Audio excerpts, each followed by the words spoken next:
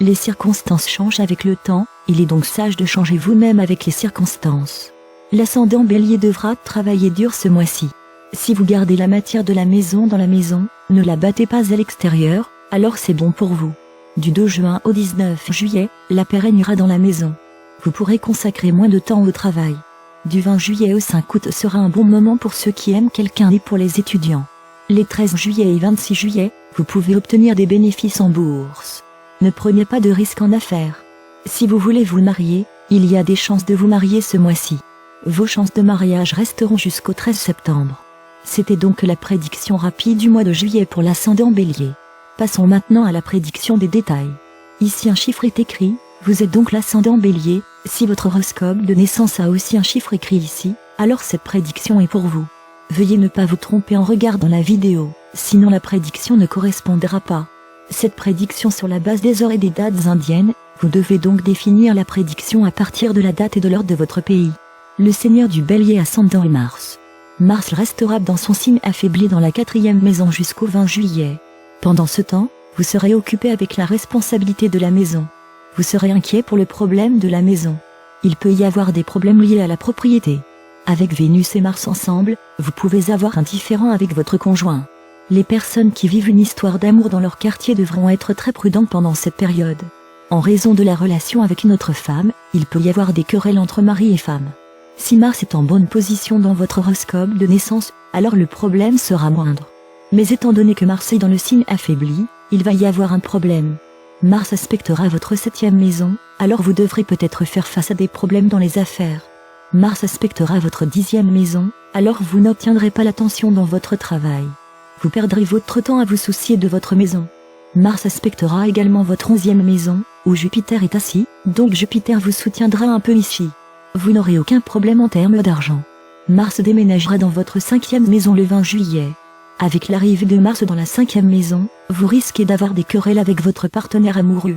Les sportifs et les étudiants peuvent bénéficier de l'éducation. À partir de là, Mars aspectera la 8e maison, vous serez alors plus intéressé par les sciences occultes. Mars continuera à vous protéger des problèmes tels que les accidents. Mars aspectera votre 11e maison, alors vous pourrez faire votre travail en suivant la recommandation de quelqu'un. Vénus est le seigneur de votre 2e maison. Vénus restera dans votre 4e maison jusqu'au 17 juillet. Avec Mars également ici, il peut y avoir des combats dans votre maison. Vénus est également le seigneur de votre 7e maison, vous serez donc occupé avec la responsabilité de votre maison. Vénus traitera votre 10e maison, alors le temps sera bon pour ceux qui font des affaires avec des choses à la mode et des personnes associées aux multimédia. Lorsque Vénus entrera dans la 5e maison, alors cette période sera la meilleure pour les relations amoureuses et pour avoir des enfants. Mercure est le seigneur de votre 3e maison et est assis dans la 3e maison elle-même, donc Mercure augmentera votre intelligence pendant cette période. La personne qui travaille dans les médias sociaux et le journalisme peut être d'un grand secours. Pendant ce temps, vous ferez de courts trajets. Lorsque Mercure entrera dans votre 4e maison, vous pourrez alors prendre une décision réfléchie pour votre maison. Sun est le seigneur de votre 5e maison et Sun est assis dans votre 3e maison. Votre puissance augmentera pendant cette période. Avec Soleil et Mercure ensemble, vous pouvez soudainement devenir célèbre en public. Le Soleil aspectera votre 9e maison, puis vous obtiendrez le soutien de la chance. Le Soleil aspectera votre 9e maison, alors vous obtiendrez également le soutien de la chance. Lorsque le Soleil entrera dans votre 4e maison le 16 juillet, vous commencerez à prêter attention à votre famille. Sun aspectera votre 10e maison à partir d'ici, vous pourriez donc avoir des différends avec votre patron pendant cette période. Jupiter est assis dans votre 11e maison, alors vous récupérez votre argent bloqué. Jupiter aspectera votre 3e maison à partir d'ici, puis Jupiter vous fera travailler dur. Jupiter aspectera votre 5e maison, alors c'est le bon moment pour avoir des enfants. Jupiter vous aidera à avoir des enfants. S'il y avait un problème dans la vie conjugale, il disparaîtrait. S'il y avait un problème dans le partenariat commercial, cela aussi sera résolu. Jupiter est aussi le seigneur de votre 12e maison, alors vos dépenses peuvent aussi augmenter. Saturne est rétrograde en Capricorne, alors vous vous recentrez à nouveau sur votre ancien travail au point mort. Saturne verra votre 12e maison d'ici, vous pouvez donc également partir à l'étranger pour travailler.